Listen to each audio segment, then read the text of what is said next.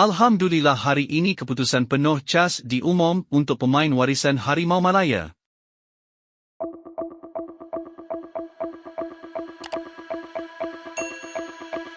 Penantian terhadap keputusan rayuan 7 pemain warisan Harimau Malaya dan FAM di Mahkamah Timbang Tarasukan CAS akhirnya terjawab.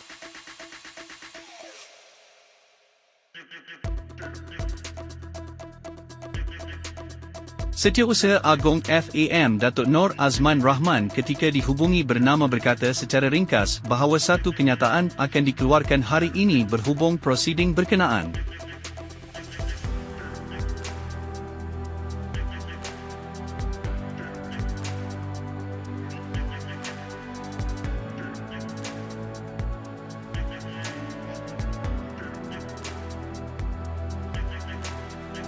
Sedia maklum sesi pendengaran melibatkan kes 7 pemain warisan Harimau Malaya yang berlangsung di CAS telah pun selesai semalam.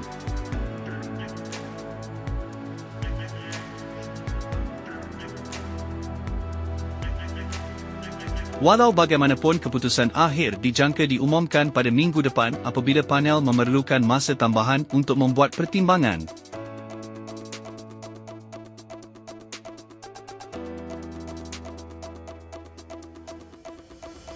Jurucakap CAS Vanessa yang menjelaskan keputusan tidak dapat diumumkan dalam tempoh terdekat seperti dijangkakan sebelum ini.